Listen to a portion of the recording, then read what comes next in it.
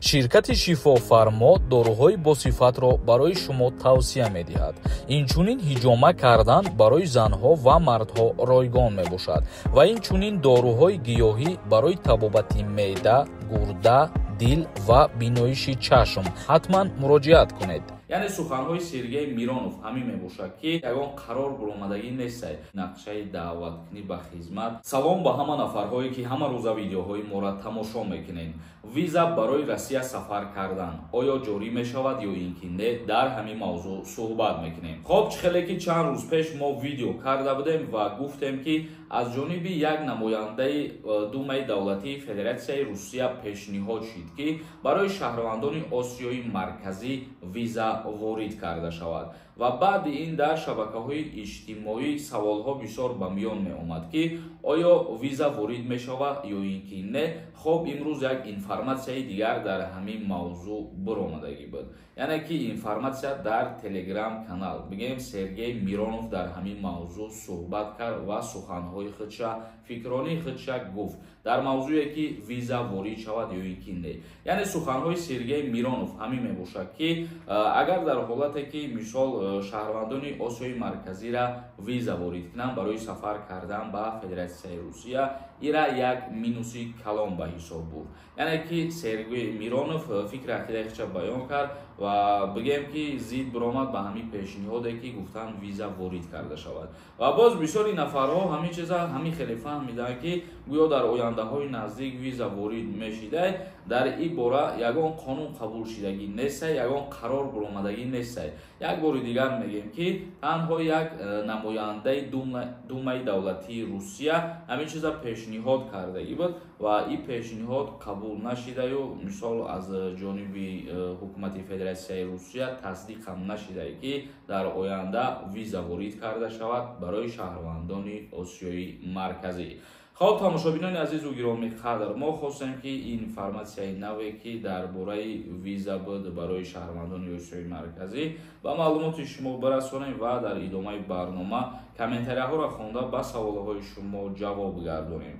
дар ҳамин ҷо як чизи дигарро ба ҳамаи шумо тавсия метиҳем аз фурсат истифода бубарем. бародарони азиз, нафарҳое ки хоҳишманд бошед, агар бихоҳем фаҳмидан ки аз Федератсияи Русия шуморо депортатсия кардагӣ ҳастанд ё ин ки не, ё ки регистратсияҳои шумо оригинал ҳаст дар база данӣ ё ин ки не, дар рақамҳои рӯи экран танҳо дар ватсапаш бинависонед, проверка мекунад ва ҷавобша барои шуморо мегӯяд.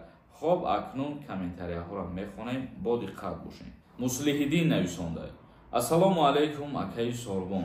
Нақшаи даъваткунӣ ба хизмати ҳарбӣ чанд фоиз шидагӣ то имрӯза гуфта метавонем ё ин ки не?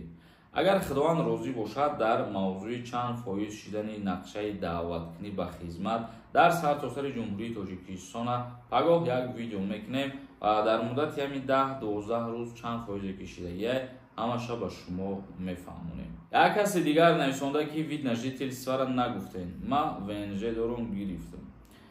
яъне ки тағйирот ба қонуни Федератсияи Русия оиди нафарҳое ки двойное гражданство доранд барои дастрас намудани права мо гуфтем ки ҳар касе ки паспорти Россияро дорад ё ки вид на жительство дорад метавонад ки бе супоридани экзамен паспорти Россияро дастрас кунад.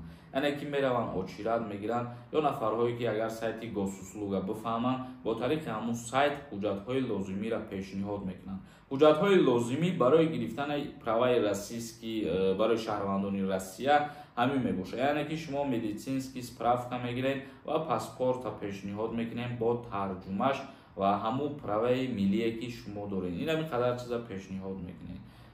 тақрибан пулша ҳар кас ҳар хел мегӯяд ки чӣ қадар расход мешавад. мисол мо видео кардем, як одам аввал суҳбат кардем, хатиш ба видео кардем, гуфт тақрибан 7000 рубл расход карда. боз чандин нафарҳои дигар дар комментария нависонданд ки мисол 5000 расход карданд, баъзе нафарҳо нависонданд ки 10000 рубл расход карданд. ҳар кас ҳар гуна расход карда. як кас нависонда: ассалому алайкум ака, одамоне ки ВНЖ доранд ҳувоям бояд алиш кунанд ба праваи Россия. касе ки вид на жительство дорад, касе ки паспортша гирифтагӣ, бале ҳатмия иваз кардани мақсад праваи миллӣ бо праваи российский.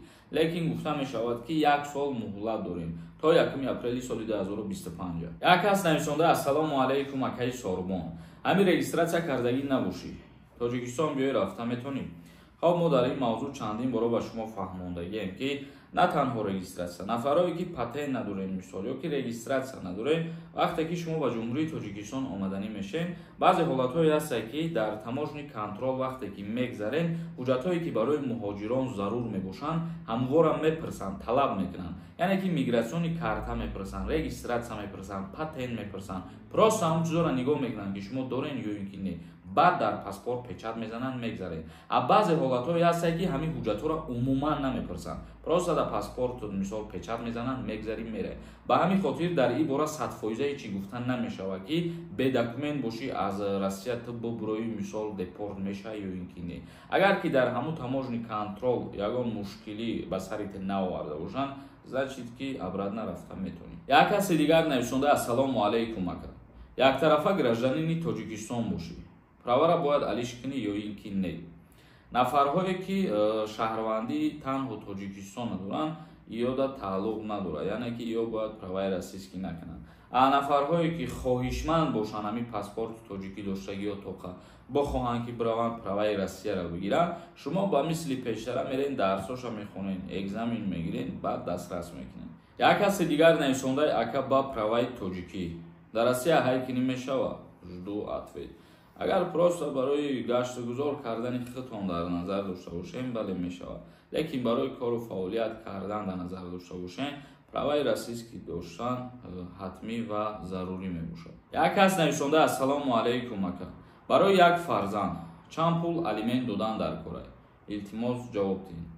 Ситонидани алимент дар Қонунгузории Ҷумҳурии Тоҷикистон аз ҷониби падар барои фарзанд вобаста аз музди маош мебошад вобаста аз даромади моҳонаш мебошад. Мисол даромади моҳонара ба назар мегиранд расходи моҳонара ба назар мегиранд баъдан муқаррар мекунанд яъне ки цифраи муқаррар аниқ гуфтагӣ нестанд ки падар ба фарзанд бояд ҳамин қадар биспора алимент яъне ки ин чиз аниқ нест ҳар кас ҳар қадар меспорад.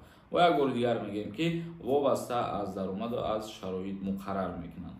хоб тамошобинони азизу гиромӣ қадр видеои имрӯзаро ҷамъбаст мекунем то наворҳои дигар худованд ҳамаи мо шуморо нигаҳбон бошад.